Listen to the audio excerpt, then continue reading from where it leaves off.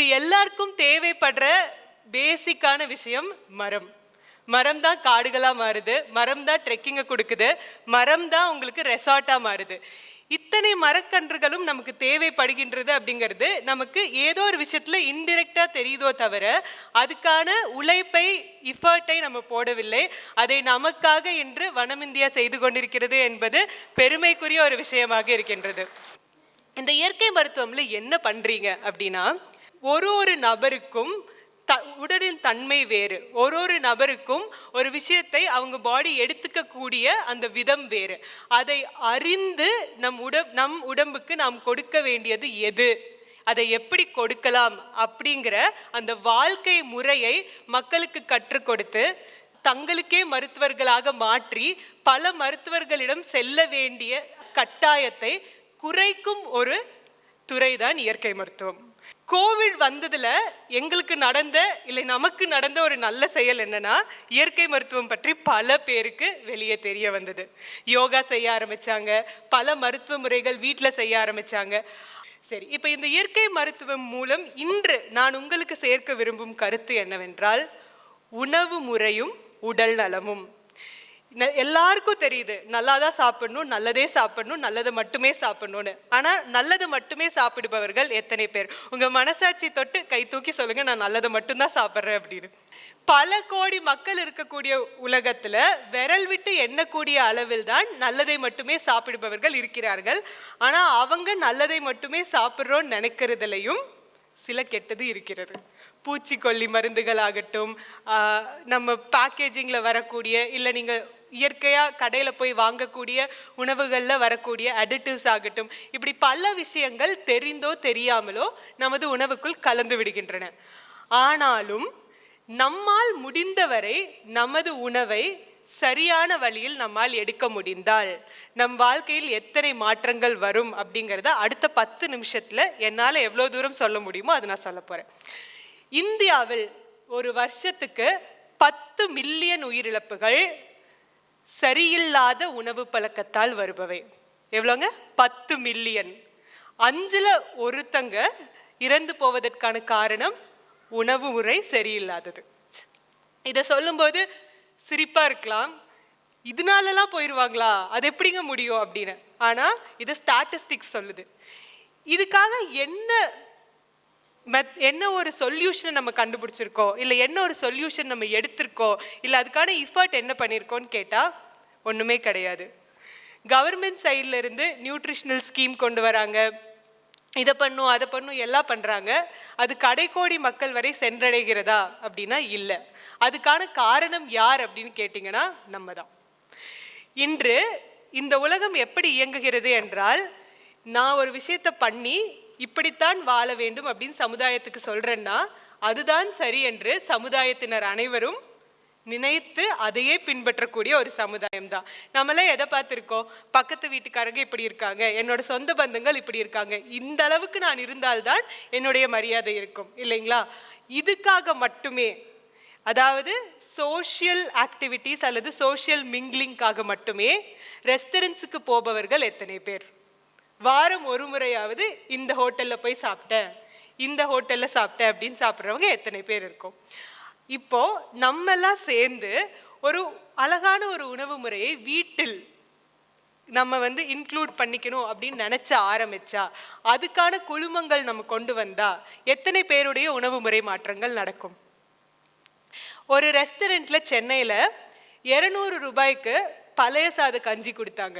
அது ஃபேமஸ் ஆச்சு. அத்தனை பேர் பல ஊர்கள்லேருந்து போய் அதை சாப்பிட்டு இதுக்குத்தானா இங்கே வந்தோம் அப்படின்னு நினச்சாங்க. ஆனால் நம்மளுடைய ஸ்டேப்பிள் ஃபுட், அதாவது நம்மளுடைய மூதாதையர்கள்லேருந்து எல்லாருமே சாப்பிட்டு இருந்த ஒரு உணவு தான் பழைய சாத கஞ்சி. அதையெல்லாம் விட்டுட்டு இப்போ அதை போய் இன்னொருத்தங்க வெளிநாட்டிலேருந்து ஒருத்தர் 200 ரூபா கொடுத்து இதை நீ சாப்பிடு அப்படின்னு சொல்லும்போது நம்ம வாங்கி சாப்பிட்றோன்னா நம்மளுடைய மூளை ஏன் அவ்வளவு மலிவாகி விட்டது? அதுக்கும் நம்ம சாப்பாடு தாங்க காரணம். அண்டத்தில் உள்ளது தான் பிண்டத்திலும் உள்ளதுன்னு சொல்கிறோம். அண்டத்தில் நீங்கள் என்னெல்லாம் கொடுக்க முடியும்? நீங்கள் இருக்கும் அந்த சூழ்நிலை, நீங்கள் இருக்கும் வீடு, நீங்கள் வெளியிருந்து உள்ளே கொடுக்குற உணவு, இது 2க்கும் முக்கிய பங்கு உண்டு. சரி, இப்போது நம்ம சாப்பாடு எடுத்துக்கலாம். காலையில் என்ன சாப்பிடுவீங்க? இட்லி தோசை. மத்தியானம் என்ன சாப்பிட்றீங்க? சாதம். நைட் என்ன சாப்பிட்றீங்க? திரும்ப இட்லி தோசை, மிஞ்சி போனால் உப்புமா, சப்பாத்தி, கோதுமை தோசை, அவ்வளோதான் இல்லைங்களா? இதில் அதிகமாக நீங்கள் எடுத்துக்க கூடியது என்ன அப்படின்னு பார்த்தீங்கன்னா சாதம். அந்த சாதத்துலேயும் நம்ம ஒரு ஊருக்கு போனோன்னா ஒரு வெரைட்டி அரிசி வந்து ஃபேமஸாக இருக்கும். நம்ம நிறைய வெரைட்டி பார்ப்போம், ஒரு ஊரில் ஒன்று விளையும், கேள்விப்பட்டிருப்போம். ஆனால் நம்ம எல்லாரும் காமனாக யூஸ் பண்ணக்கூடிய ஒரே சாதம் என்னது? ரீஃபைன் பண்ணப்பட்ட, அது என்ன வகைன்னே தெரியாத வெள்ளை சாதம் தான் நம்ம எடுத்துக்கிறோம் இல்லைங்களா? நம்ம உடம்புக்கு இத்தனை விதமான உணவுகளை இயற்கை எதற்காக படைத்தது என்று கேட்டால், ஒரு முறை நீங்கள் ஒரு உணவு சாப்பிடும் பொழுதும் உங்கள் உடம்பு அதை வேறு விதமாக ஏற்றுக்கொள்ளும். அப்போ ஒரே உணவை மட்டும் நீங்கள் திரும்ப திரும்ப கொடுத்தால் உங்கள் உடம்புக்கு அது என்னாகிவிடும் என்றால், எனக்கு போதும் போதும் சொல்கிறேன், இவங்க கொடுத்துக்கிட்டே இருக்காங்க, சரி எதுக்கு வீணா போகுது, எடுத்து வச்சுக்குவோன்னு தேவையில்லாத கழிவுகளையும் சேர்த்து எடுத்து வைத்து கொள்ளும். நான் உங்களை ஒரு நாள் இப்படி உட்கார வச்சுட்டு காலையிலேருந்து நைட்டு வரைக்கும் ஒரே வார்த்தையை சொல்லி சொல்லி சொல்லி சொல்லி ஒரு 24 மணி நேரம் கேட்க வச்சா என்ன ஆவீங்க? நீங்கள் பைத்தியமே பிடிச்சிடும் இல்லைங்களா? அந்த மாதிரி தான் நீங்கள் உங்கள் உடம்புக்குள்ளே இருக்கிற ஒரு அணுவுக்கும் இதே சாப்பாடை சாப்பிடு சாப்பிடு சாப்பிடு சாப்பிடு சாப்பிடுன்னு சொல்லி சொல்லி அதை பைத்தியமாக்கி விட்டீர்கள். இப்போ உங்கள் உடம்புக்கு என்ன செய்யறதுன்னு தெரியல. அதனால தான் இந்த அரங்கில் இருக்கும் எத்தனை பேருக்கு படபடப்பு வருவதுண்டு, தூக்கமின்மை இருக்கு, தலைவலி வருவதுண்டு இருக்குங்களா? அப்பப்போ கண் துடிப்பு வருவதுண்டு, கீழே பேகி ஐஸ்ன்னு சொல்லக்கூடிய இந்த கண் பொங்கி இருப்பது வருவது எத்தனை பேருக்கு இருக்கு? தோல் உறிஞ்சு அப்படியே தொங்குறது எத்தனை பேருக்கு இருக்கு? இளநரை வருவது எத்தனை பேருக்கு? முடி கொட்டுறது எத்தனை பேருக்கு? இத்தனை விஷயங்களுக்கும் நீங்கள் எடுக்கும் உணவு தெரிந்தோ தெரியாமலோ காரணமாகி விடுகிறது. இப்போ இந்த பிரச்சனையெல்லாம் வருது. இந்த பிரச்சனை எப்பொழுது வெளிநபர்களால் கண்டு கொள்ள முடியக்கூடிய ஒன்றாக மாறுகிறதோ அப்போ மட்டும்தான் அதுக்கு நம்ம கவனம் கொடுக்குறோம். முடி கொட்டுதா, ஐயோ முடி சொட்டையாயிருச்சேன்னு யாரோ கேட்டுருவாங்க, போய் எவ்வளோ ஆயிரம் செலவு பண்ணாலும் அந்த முடியை வளர்த்திடணும். ஒரு பிம்பிள் வந்துருச்சா, ஐயோ ஏதாவது பண்ணி அந்த பிம்பிளை சரி பண்ணிடணும், நான் பார்க்க நல்லாவே இல்லை. ஒரு மறு வருதா, அதை எடுத்துடணும். நான் உடம்பு போட்டுட்டே போகிறேன்னா, ஐயோ இப்போ எல்லாரும் என்னை பார்த்தா ஏதாவது கேட்பாங்க, நான் இந்த கல்யாணத்துக்கு போகிறதுக்குள்ளே ஒரு 10 கிலோ குறைச்சிடணும். இழைச்சிட்டேனா எப்படியாவது வெயிட் ஏறிடணும். சுருக்கம் வந்துருச்சா, எதையாவது ஒன்று குத்தியாவது ஸ்கின்னை நல்லா பண்ணிடணும். இதை பண்ணுறோமே தவிர எதனால் எனக்கு அது வந்ததுன்ற கேள்வி யாராவது அவங்ககிட்டயே கேட்டிருக்கீங்களா? இல்லை. உடல் இடை கூடுதல், உடல் இடை குறைதல், இது ரெண்டுமே உங்கள் உடம்பு ஏதோ ஒரு விஷயத்தை தப்பாக புரிந்து கொள்கிறது அப்படிங்கிறதுக்கான அறிகுறி. ஆனால் இதை நம்ம எப்படி சரி செய்கிறோன்னா, 10 நாளைக்கு சாப்பிடாம இருக்க வேண்டியது, அடுத்த 5 நாளைக்கு கையில் கிடைக்கிறதெல்லாம் உள்ளே போக வேண்டியது. எத்தனை பேர் இப்படி கிச்சனுக்கு நடந்துட்டு இங்கே வரும்பொழுது ஏதோ ஒரு சாப்பிடணும் போல் இருக்குது அப்படின்னு ஏதோ ஒரு இனிப்பு பலகாரத்தையோ இல்லை ஏதோ ஒன்று கைக்கு கிடைக்கிறத வாயில் போடும் பழக்கம் எத்தனை பேருக்கு இங்கே உண்டு? உண்மையாக சொல்லணும், எல்லாருக்கும் இருக்குது இல்லைங்களா? நடுராத்திரியில் எந்திரிச்சு போய் பசிக்குதுன்னு சாப்பிட்டு வருவோம், விடிய காலையில் சாப்பிடுவோம். இத்தனை விஷயங்களும் சத்து பற்றாக்குறையினால் வருவது. சத்து எந்த சத்து குறைவா இருக்கு அப்படிங்கிறத அது ரொம்ப நம்ம கையை மீறி போனதுக்கு அப்புறம் தான் நம்ம போய் பிளட் டெஸ்ட் பண்ணி பார்த்து கண்டுபிடிச்சிக்கிறோம்.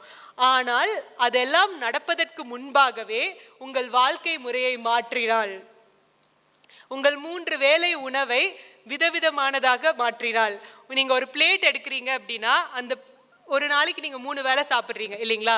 அந்த 3 வேளை சாப்பாட்டில் நம்ம ரெயின்போவில் பார்க்கக்கூடிய 7 கலர்களும் அந்த தட்டில் இருக்க வேண்டும். ஒரே மாதிரியான உணவை குறைந்தபட்சம் 4 நாட்களுக்கு ரிப்பீட் செய்யக்கூடாது. நமது லொக்காலிட்டியில், அதாவது நீங்கள் இருக்கக்கூடிய அந்த இடத்தில் விளையும் உணவுகள் என்னவோ அதை எடுத்து சாப்பிட வேண்டும். சூப்பர் மார்க்கெட்டில் போய் இப்போ இதுதான் ஹெல்த்தில் ட்ரெண்டிங் அப்படின்னு சொல்லி நீங்கள் ஒன்று வாங்குறதுக்கு முன்னாடி அந்த லேபிளை திருப்பி பார்த்து அந்த லேபிளில் என்ன இருக்குன்னு படிச்சுட்டு வாங்கணும்.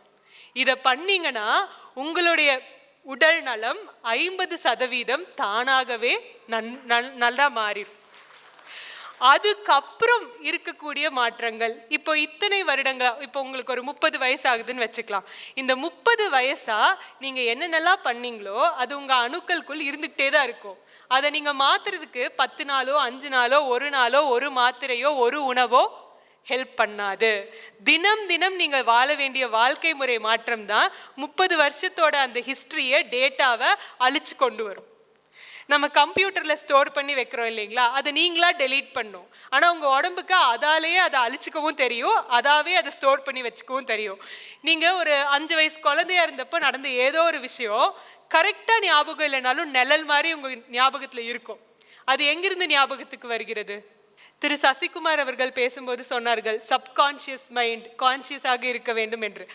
அந்த உள்ளுணர்வு உங்களை வழிநடத்தி கொண்டே இருக்கும்.